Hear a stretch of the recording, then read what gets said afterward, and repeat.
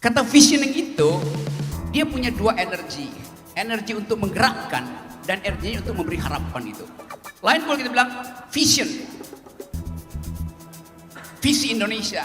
Artinya ada sesuatu di situ.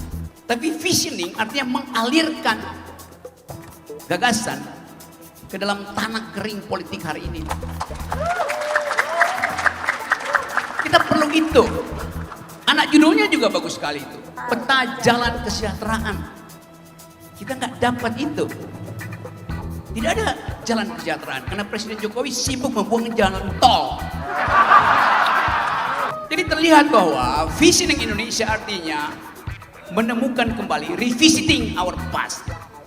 Karena pada awal kemerdekaan kita kaya dengan pemikiran, kaya dengan visi itu, bergelimpangan dan bergelimang visi di situ. Perdebatan intelektualnya hidup. Karena itu PKB harus mengucapkan kembali pikiran. Bring intellectual. Yes. Bawa kembali pikiran dalam politik. Bring intellectual to the politics.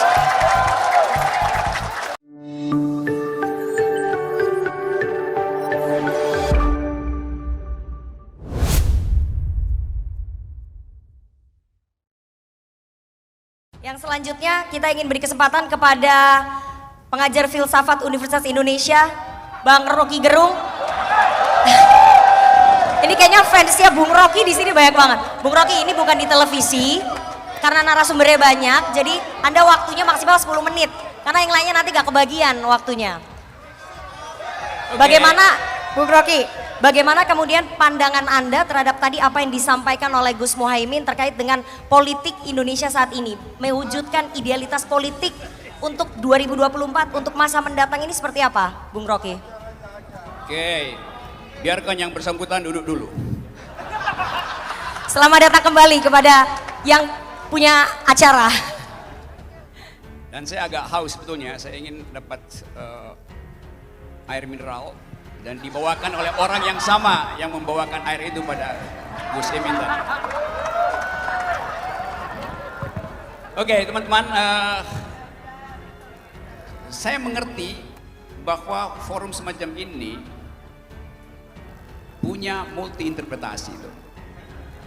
Tapi satu interpretasi tunggal diberikan tadi oleh Yudi Latif, yaitu mengaktifkan Pancasila pada bagian yang konkret, yaitu kesejahteraan rakyat itu.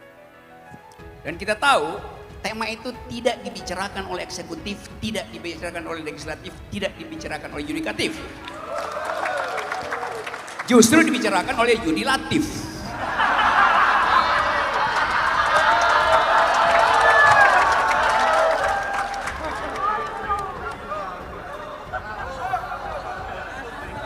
Jadi dia memonopoli seluruh cabang kekuasaan. Bahaya. Kesimpulan yang saya tunggu tadi adalah kata pendidikan akan diucapkan enggak oleh Gus Imin.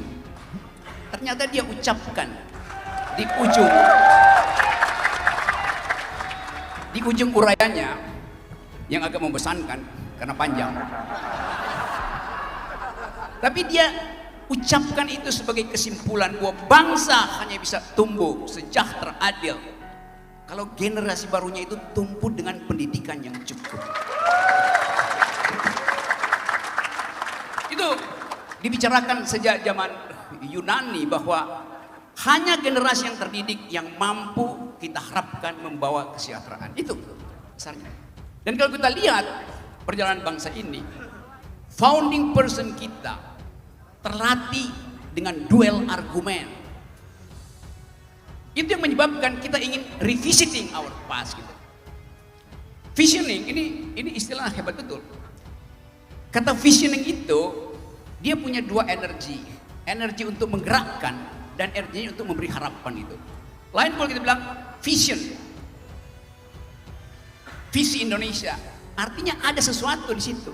Tapi visioning artinya mengalirkan gagasan ke dalam tanah kering politik hari ini. Kita perlu itu. Anak judulnya juga bagus sekali itu. Apa namanya tadi? Peta kebijakan dan peta jalan kesejahteraan. Kita nggak dapat itu. Tidak ada jalan kesejahteraan karena Presiden Jokowi sibuk membuang jalan tol. Yes, saya serius.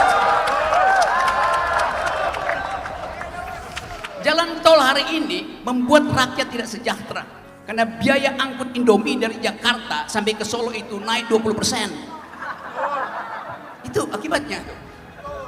Jadi terlihat bahwa visioning Indonesia artinya menemukan kembali, revisiting our past. Karena pada awal kemerdekaan kita kaya dengan pemikiran itu, kaya dengan visi itu, bergelimpangan dan bergelimang visi di situ. Perdebatan intelektualnya hidup. Karena itu PKB harus mengucapkan kembali pikiran, bring intellectual, yes. Bawa kembali pikiran dalam politik, bring intellectual to the politics. Itu yang kita ingin dapat dari PKB hari ini. Kita ada di Dom. Dom ini di dalam tradisi Yunani, Dom itu tempat pemukiman keluarga yang bahagia. Bahasa Yunaninya domus. Orang Inggris pakai dom.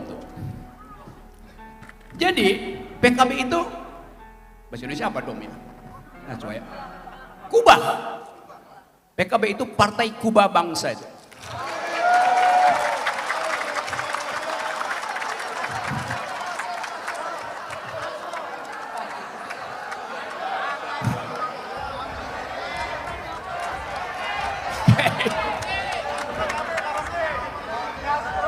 Ya nggak usah malu-malu buat kampanye. Saya mau jadi juru bicara intelektual, Saudara Muhaimin. Karena ini adalah pertandingan awal untuk jadi presiden. Yang dia ucapkan tadi itu, yang dia berdiri di sini kira-kira 30 menit, itu bukan sambutan. Itu semacam pertanggungjawaban akhir masa jabatan presiden.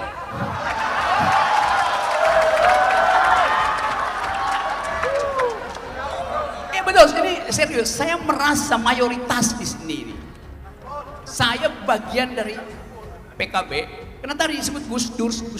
Yang paling nama Gus Dur muncul itu saya ingat Forum Demokrasi.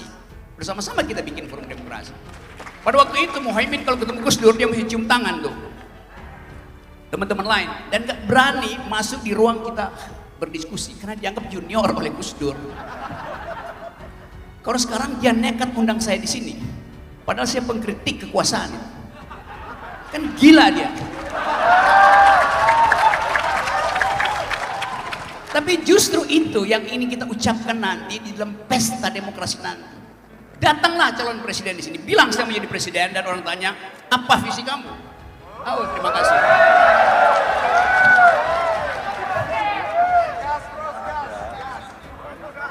Ya, artinya dia mengerti apa yang saya uraikan. Yaitu masa depan millennials. That's the point. Saya balik pada soal tadi. Kerinduan kita pada politik argumentatif berhenti hari ini. Kita nggak lihat ada seorang yang mau jadi calon presiden dan nulis buku. Menulis buku artinya minta diuji, bukan minta dipromosikan. Jadi dari awal kita ingin ada pertengkaran intelektual dalam politik Indonesia.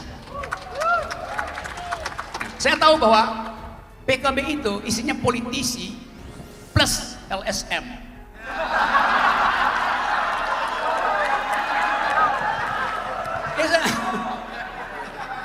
Lo di era Caimin pimpin PMII, satu waktu saya diundang oleh PMII di awal tahun 90 atau tengah 90, saya diminta oleh PMII di Taman Amir Hamzah untuk memberi kuliah tentang Jürgen Habermas, Frankfurt School.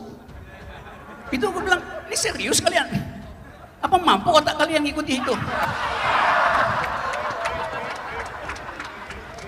Ternyata provokasi saya untuk mengaktifkan critical thinking itu dibuktikan hari ini.